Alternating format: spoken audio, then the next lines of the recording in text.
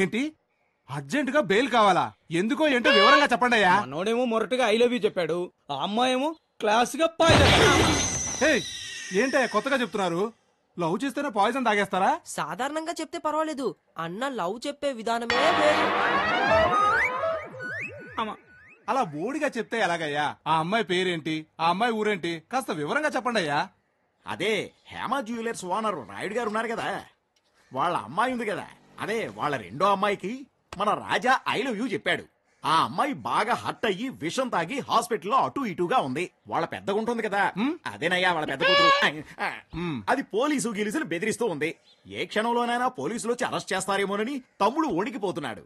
నువ్వు పంచే తమ్ముడికి ముందు బెయిల్ ఇప్పించే. మరి మాకు పనిలో పనిగా వాళ్ళ కూడా ఇప్పించాలి సార్. మాకంటే ముందు ఈయనకి బెయిల్ తీయండి. ఎందుకంటే ఈయన పని పాట లేకుండా తిరుగుతుంటాడు. ఈయన ప్లాట్ఫామ్ లాయర్ కదా. దీనికేం తప్పులు. హలో కూర్చో. నువ్వు ఇందాక నుంచి చెప్తున్నావే రాయుడు గారు, అతనికి ఇద్దరు అమ్మాయిలు కాదు, ఒక్కతే అమ్మాయి. సార్ మా మాసరాజా ఏమైనా తెలుగు తక్కువడా? మీరు ఏది చెబితే అది నమ్మడానికి. మీరు అనుకుంటున్నట్టు మా రాజా మామూలోడు కాదు, మహా ఇంటెలిజెంట్. కరెక్ట్ గానే చెప్పానా రాజా? ఇటు చూడు, నేను ఫ్యామిలీ లాయర్ని. అంటే వదలవయ్యా, చచ్చూరుకుంటాడు. వదులు. చచ్చిపోతాడు, వదిలే. మీరు చెప్పిన రాయుడు గారు ఉన్నారు కదా, ఉన్నారు. వాళ్ళకు ఫ్యామిలీ ఉంది కదా? ఉంది. అయితే ఏంటండి? 10 సంవత్సరాలుగా నేనే వాళ్ళ ఫ్యామిలీ లాయర్ని. అలా అర్థమయ్యేటట్టు చెప్పండి, అప్పుడే మా రాజాకు బాగా అర్థమవుతుంది కదా రాజా. మీరేంటనేది నాకు ఇప్పుడు అర్థమైంది. మీకు మామూలుగా చెప్తే అర్థం కాదు, ఒక రేంజ్ లో చెప్పాలి. ఇది స్పీకర్ ఫోను. ఇందులో మనం మాట్లాడింది వినపడుతుంది, అవతల వాళ్ళు కూడా మాట్లాడింది వినపడుతుంది. బాగా వినండి.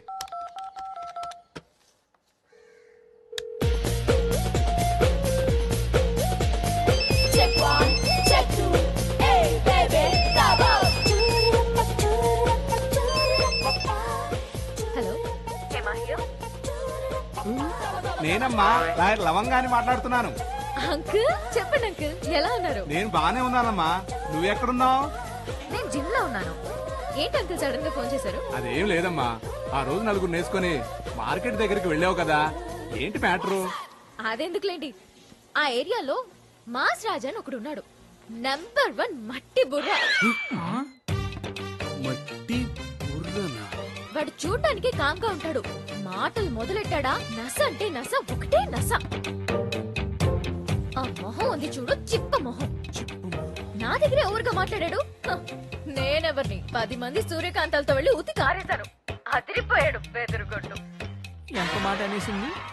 ఇంకో సంగతి, నాకు చెల్లెలుంది, మేం కవల పిల్లలు చెవిలో పువ్వెట్టా, అంతే నమ్మేశాడు పిచ్చాడు.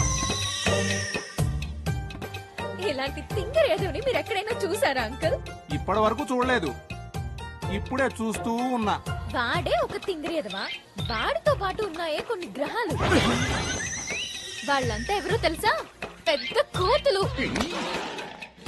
అంకుల్ లాస్ట్ పంచ్ పోలీస్ కేసుని ఊరికే బెదిరించా. ఇప్పుడు ఆ బక్రగాళ్ళు ఎక్కడుంటారో తెలుసా? ఎక్కడుంటారమ్మా? చెప్పు చెప్పు. సిటీలో ఎవడో బుర్రలేని లాయర్ ఉంటాడు కదా, అక్కడ ఉండుంటారు. ఆ తర్వాత మాట్లాడుతూ పెట్టే అమ్మా, పెట్టే. ఇదిగో లాయరు, ఇక నాకు ముందస్తు బెయిల్ అవసరం లేదు. ఆ అమ్మాయికే ముందస్తు బెయిలు, వెనకస్తు బెయిలు, ఈ ఇమెయిల్ అన్ని రెడీ చేసుకో.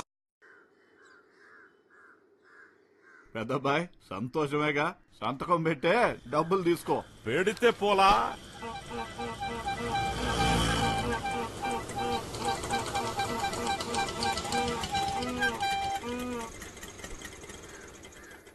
ఏంట్రా, ఒక చెయ్యి విరిచేసా చాలా, ఇంకోటి విరచాలా? అదేం లేదు పెద్దనయ్య, మీ ఫ్యాక్టరీ అడ్రస్ అడిగారు, అందుకే తీసుకొచ్చాను. అడ్రస్సా? పెద్దబ్బాయి ఫ్యాక్టరీకి అడ్రస్ ఎవడు అడిగాడు? నువ్వెందుకొచ్చావురా? అన్నా నీకు నాకు పేచీలు ఎందుకనా, నేను వీళ్ళతో మాట్లాడతాను. నువ్వు కొంచెం ఆగు. ఆ కుర్రాడేదో పెద్ద ఆయనతో మాట్లాడాలంటున్నాడు, మాట్లాడిని. నువ్వు మాట్లాడు బాబు. నమస్తే నమస్తే నమస్కారం. పెద్దాయనా చెప్పు బాబు. మీరు కొనాలనుకుంటున్న ఆస్తి పెద్దల ఆస్తి. ఇక ఈయనకు తమ్ముడు ఉన్నాడు, వాడొచ్చి సంతకం పెడితేనే చెల్లుతుంది. ఒకవేళ వాడొచ్చి నేను సంతకం పెట్టకుండా మీరు ఎలా కొన్నారని అడిగితే అప్పుడేం చేస్తారు? ఇప్పుడు సపోజ్ నేనే వాళ్ళ తమ్ముడు అని అనుకోండి, మిమ్మల్ని అడుగుతున్నాను, నా సంతకం లేకుండా నా ఆస్తిని మీరెలా కొంటారా? ఎలా కొంటారు? ఇదాను వీడు సంపాదించిన ఆస్తా? మా నాన్న మా తాత ముత్తాతలు సంపాదించిన ఆస్తిరా. వీడు సంతకం పెడితే సరిపోదు, నేను కూడా సంతకం పెట్టాలి. నా సంతకం లేకుండా ఎలా కొంటారా? ఈ చేతితోనే కదా నా ఆస్తి కొన్నాం. పెద్దయినా తప్పుగా అనుకోకండి. ఇలాగే వాళ్ళ తమ్ముడు వచ్చేసి మీ చెయ్యి నరికాడే అనుకోండి, అప్పుడేం చేస్తారు? చూస్తుంటే అమాయకుల్లా ఉన్నారు. ఆలోచించండి. ఆస్తి కరెక్ట్ కాదు, వాడు అంతకన్నా కరెక్ట్ కాదు. ఏందన్నా అపరిచితుల్లాగా మాట్లాడుతున్నాడు? అడిగానా?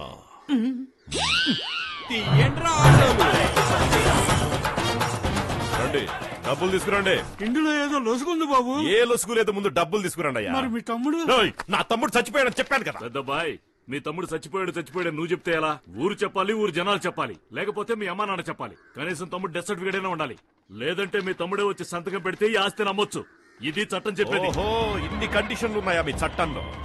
అయితే వినండి, వచ్చే 12వ తేదీ నవమెల్లి దశమి. ఆ రోజున ఆస్తి అమ్ముతున్నా. ఆ లోపు నువ్వు చెప్పిన చండాలన్నీ నీ ముందుంటా.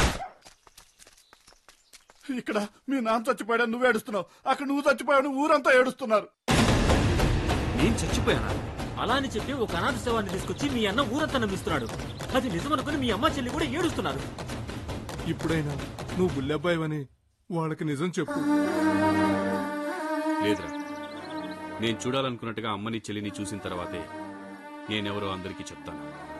నువ్వు ఏదో ఒక రోజు ప్రాణాలతో తప్పకుండా తిరిగి వస్తావని మీ అమ్మ గంపెడాస్తో ఎదురు చూస్తోంది. నువ్వు నిజంగానే చచ్చిపోయావు అనుకుని మీ అమ్మకు జరగరాంది ఏదైనా జరిగితే అప్పుడు నువ్వు నిజం చెప్పి ఏం ప్రయోజనం? బుల్లెబ్బాయ్, నిజం చెప్పే. చెప్తా. జరిగిన దానికి బాధపడకయ్యా.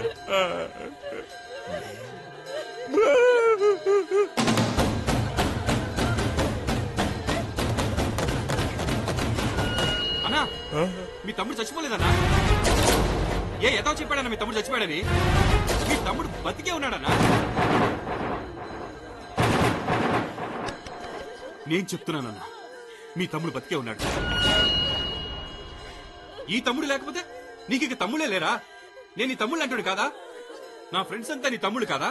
ఇలాంటి తమ్ముడు నీకు 100 మంది ఉన్నారన్నా. నువ్వేం బాధపడద్దు. ఊళ్ళో వాళ్ళందరికీ ఓ నిజం చెప్తున్నాను, జాగ్రత్తగా వినండి. ఇదంతా ఓ నాటకం.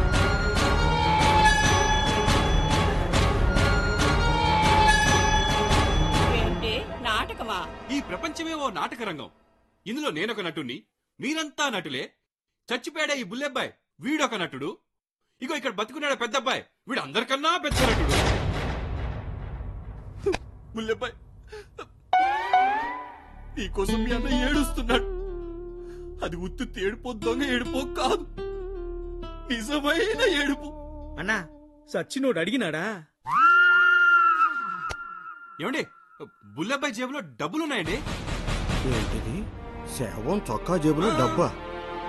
అంత వింతగా ఉందే. ఇదేదో డబ్బు కాదయ్యా, చీటీ. ఇందులో ఏదో రాసుంది. అయితే చదవండి.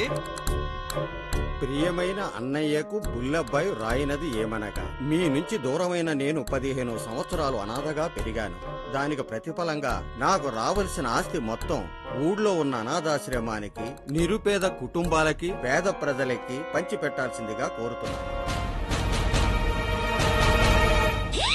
ఊరు పెద్దలందరికీ ఒక్క మాట.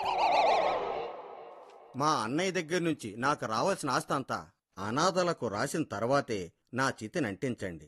అప్పుడే నా ఆత్మ శాంతిస్తుంది. ఇట్లు బుల్లెబ్బాయి. ఇంకేముంది పెద్దోడా, బుల్లెబ్బాయి చెప్పినట్టు చేస్తే సరి. ఇది మా తమ్ముడు రాసిన ఉత్తరం కాదయ్యా. ఇతను మీ తమ్ముడే కదా? అవును. మీ తమ్ముడు జేబుల నుంచే కదా తీసింది. అయితే ఈ తమ్ముడు రాయకపోతే ఈ తమ్ముడా రాసి పెట్టింది? ఇలా చూడండి, ఇది మా తమ్ముడు రాసిన ఉత్తరం కాదు, వాడి చేతి రాత అంతకన్నా. అని నువ్వు చెబితే సరిపోదు, ఊరు నమ్మాలే. నమ్మిస్తానుండండి. రే ముసలోడా, చిన్నప్పుడు మా తమ్ముడు రాసిన నోట్బుక్ ఇది. ఈ రాతని ఆ రాతని పోల్చి చూసుకో. ఏంటే ఇది? 2 రాతలు అచ్చుకుతినట్టు ఒకే రకంగా ఉన్నాయి. ఈ తమ్ముడు రాతే. సమస్య తీరిపోయింది. బుల్లెబ్బాయి రాసినట్టుగా ఆస్తంతా మా ముందే రాసిస్తే శవాన్ని తీసేద్దాం. ఆ ఆస్తిని ఎవ్వండి ముట్టుకొని అయితే శవాన్ని తీయడానికి ఒప్పుకోం. వీడు నా తమ్ముడే కాదయ్యా. ఇప్పటిదాకా తమ్ముడు అన్నావు, ఇప్పుడు కాదంటున్నావేంటి? చెప్పండి రా, చెప్పి తగలనండి. ఊరంతా క్షమించాలి. ఒక అనాథ శవాన్ని తీసుకొచ్చి తన తమ్ముడిని ఈ పెద్దబ్బాయి చెప్పమన్నాడు. ఈ ఫోటో ఇచ్చింది కూడా ఈయనే. కానీ ఇలా జరుగుతుంది అనుకోలేదు.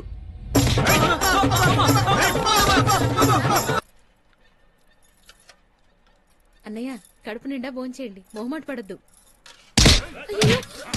అన్నయ్య ఏమైంది? ఏమండి? ఏమండి? అక్కడంత గొడవ జరుగుతుంటే మీరు ఇంత హ్యాపీగా తింటున్నారేంటండి? వాళ్ళెంత కొడుతున్నారు అడగండి. ఆ గొడవ ఏంటో చూడండి. ఆపండ్రా.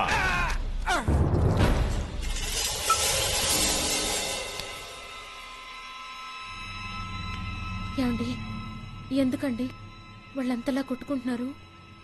అసలు ఆ రాజాగాన్ని వేసేద్దాం అనుకున్నా. ఎన్నికల ముందు ఈ గొడవలు పొడవడాలు చేస్తే అది నా రాజకీయ జీవితానికి ప్రమాదం అని ఏం చేయకుండా ఊరుకున్నా.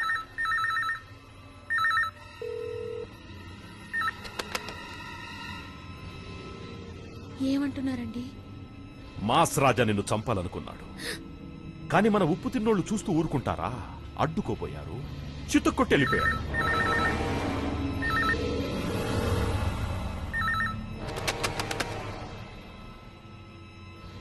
ఏం మాట్లాడుతున్నారండి? ఇప్పుడు ఫిక్స్ కావాల్సింది ఆ రాజాగాడు నిన్ను చంపాడా లేదా అన్న క్లైమాక్స్. కట్ చెయ్యండ్రా. సరే, ఈ క్లైమాక్స్ ఏంటో నేనే చెప్పేస్తా. నేనే మాస్ రాజా అని అనుకున్నా. ఇది వాడు పెద్దబ్బాయి పెళ్ళాన్ని కడుపులో కుచ్చే కత్తులు.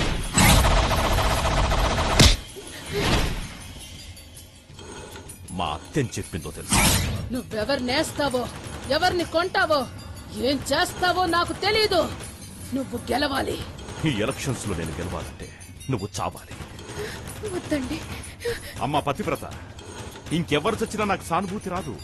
నువ్వు చస్తేనే వస్తుంది. వద్దండి. దేవుడా, అది ఆపడం నా వల్ల కూడా కాదమ్మా. ఊరంతా పోస్టర్లు కూడా అంటిస్తున్నారు. రేయ్, వదినకి పోస్టర్ చూపించండి రా.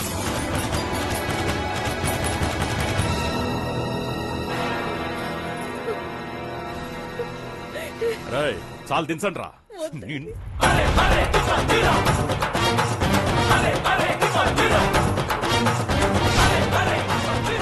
నమస్తేనా? రే గుండు, ఫోన్ ఎత్తాక మాట్లాడాలి లేదా కట్ చేయాలి. ఇలా ఎత్తి పక్కన పెడితే అంతా వినిపించదు. వినకూడదంతా వినేశాను, వచ్చేశాను. కర్మకాలి చచ్చునోని చూశాం, కానీ కోరి వచ్చి చచ్చేటోని ఇప్పుడే చూస్తున్నా. Darling, I love you. ఏ కనకం, నువ్వు చచ్చిన తర్వాత పండగ చేసుకుందాం అనుకున్నాను, కానీ అంతవరకు ఎందుకే, వీణ్ణి చంపి ఇప్పుడే చేసుకుంటా. ఏంటన్నా స్టీల్ బాడీలో ఉంది?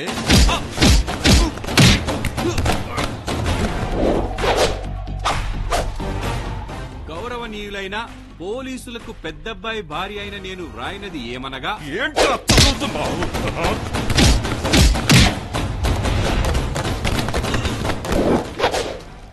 ఎవరి బలవంతం లేకుండా నేనే స్వయంగా రాస్తున్న ఉత్తరం ఇది. నేను సడన్ గా చనిపోయినా, ఒకవేళ కనిపించకపోయినా దానికి మూల కారణం. ఏంట్రా మూల కారణం? మూలక్కడ కారణం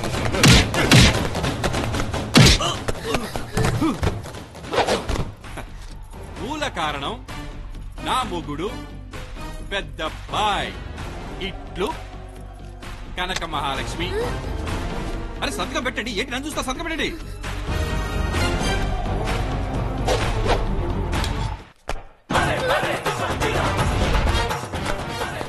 ఇప్పుడు నీ పెళ్ళాన్ని నేను చంపినా కూడా నువ్వు చంపినట్టే అర్థం. ఇది నేను చెప్పట్లే, చట్టం చెప్తుంది. ఎలక్షన్ అయ్యేంత వరకు గమ్మునుండు. ఎక్స్ట్రాలు చేయాలని చూసావో, ఈవిని చంపేసి లెటర్ పోలీసులకు ఇచ్చేస్తాను. ఎలక్షన్లకి రేపు ఒక్కరోజే టైం ఉంది. అప్పటి వరకు ఈమె ఇక్కడే ఉండటం నీకు మంచిది, మాకు మంచిది.